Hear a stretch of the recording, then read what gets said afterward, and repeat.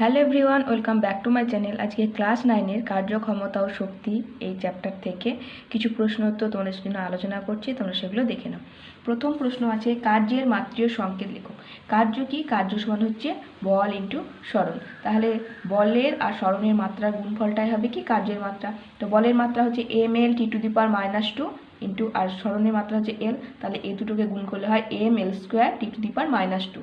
তো এটাই হচ্ছে কার্যের মাত্রা। ওকে, নেক্সট, বলের বিরুদ্ধে কার্য বলতে কি বোঝায়? বলের বিরুদ্ধে কার্যটা হচ্ছে সেই কার্য, এখানে আমরা কি জানি যে বল প্রয়োগ করে যদি বস্তুর সরণ ঘটে তাহলে বলা হয় যে ওই বলটা প্রযুক্ত বলটা কার্য করেছে, তাই তো? তো এখন যদি সেই প্রযুক্ত বল যেদিকে প্রয়োগ হচ্ছে আর বস্তুর সরণ যেদিকে হচ্ছে, এই দুটো যদি পরস্পর বিপরীত দিকে হয় তাহলে তখন যে কার্যটা হবে তখন বলা হবে যে বলের বিরুদ্ধে কার্য। দেখো, কোনো বস্তুর ওপর বল প্রয়োগ করলে যদি বস্তুর সরণ বলের ক্রিয়ার বিপরীত দিকে হয় তাহলে বলা যায় বলের বিরুদ্ধে কার্য হয়েছে। উদাহরণ, যখন একটা বস্তুকে অভিকর্ষের বিরুদ্ধে উপর দিকে ধরো তোলা হচ্ছে, তখন কি হয়? অভিকর্ষ বল নিচের দিকে কাজ করে আর বস্তুর সরণ কোন দিকে হচ্ছে? উপর দিকে। তাহলে দেখো, অভিকর্ষ বল যেদিকে কাজ করছে তার সম্পূর্ণ বিপরীত দিকে কাজ করছে কি? বস্তুর সরণ। তাহলে এক্ষেত্রে যে কাজটা হচ্ছে সেটা বলা হচ্ছে বলের বিরুদ্ধে কার্য। এই ধরনের কার্যকে কি বলা হয়? ঋণাত্মক কার্য বলা হয়। ঠিক আছে, বলের বিরুদ্ধে কার্যটা হচ্ছে ঋণাত্মক কার্য, যখন বল আর বস্তুর সরণ সম্পূর্ণ বিপরীতে কাজ করে। নেক্সট, কার্যহীন বল কাকে বলে? কার্যহীন বল হচ্ছে সেই বল যে বলটা বস্তুর যে গতি থাকছে, গতির অভিমুখ অর্থাৎ সরণের সঙ্গে লম্বভাবে ক্রিয়া করবে। বল যেদিকে কাজ করবে তার লম্ব দিকে কি হবে? বস্তুর সরণ হবে। যেমন ধরো, এখানে একটা ব্যক্তি, তার হাতে সুটকেস বা কোনো কিছু একটা বস্তু আছে, সে সমতল রাস্তা দিয়ে হেঁটে যাচ্ছে, তাহলে এই বস্তুটার ওজন কোন দিকে? বলটা কোন দিকে কাজ করছে? নিচের দিকে। আর সরণ কোন দিকে হচ্ছে? সামনের দিকে। তাহলে বলো, এই যে বল আর বস্তুর সরণ এই দুটোর মাঝে কোণ কত? 90 ডিগ্রি। এরা লম্বভাবে ক্রিয়া করছে না?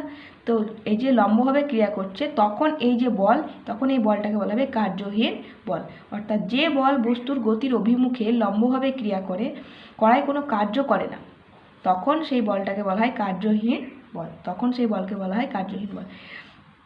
বোঝা গেছে? যখন বল আর বস্তুর সরণ দুটোর মধ্যে লম্বভাবে ক্রিয়াশীল হবে তখন সেই বলটাকে বলা হবে কার্যহীন বল। এর জন্য কিন্তু কোনো কার্য পাওয়া যাবে না। নেক্সট হচ্ছে কার্যহীন বলের উদাহরণ, যেটা বললাম, একটা ব্যক্তি হয়তো মাথায় বোঝা নিয়ে যাচ্ছে, তাহলে বোঝার ওজন নিচের দিকে আর ব্যক্তির সরণ সামনের দিকে হয়, তাহলে বোঝার সরণও সামনের দিকে। তাহলে বস্তুর ওজনটা নিচের দিকে আর সরণটা সামনের দিকে, দুটোর মাঝে কোণ কত? 90 ডিগ্রি। তাহলে তখন বলতে পারি যে এটা হচ্ছে কার্যহীন বলের উদাহরণ। সুটকেস হাতে সমতল রাস্তা দিয়ে হেঁটে যাওয়ার সময় অভিকর্ষ বলের অভিমুখ সুটকেসের সরণের অভিমুখের সঙ্গে লম্বভাবে থাকে, তাই তো? সামনের দিকে সুটকেস এগিয়ে যাচ্ছে আর তার বলটা নিচের দিকে কাজ করছে, তাই অভিকর্ষ বল দ্বারা সুটকেসের উপর কৃতকার্য শূন্য হয়। এই কার্যহীন বলের দ্বারা কৃতকার্যের পরিমাণ কত হয়? শূন্য। শর্ট কোশ্চেন দিতে পারে যে কার্যহীন বলের দ্বারা কার্যের পরিমাণ কত?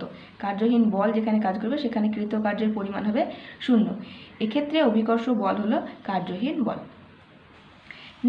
নেক্সট একটা ম্যাথামেটিক্যাল প্রবলেম আছে। দেখো, এক বস্তুর ওপর 10 নিউটন বল প্রয়োগ করে বস্তুটিকে বলের অভিমুখে 5 মিটার সরানো হলো, কৃতকার্যের পরিমাণ কত?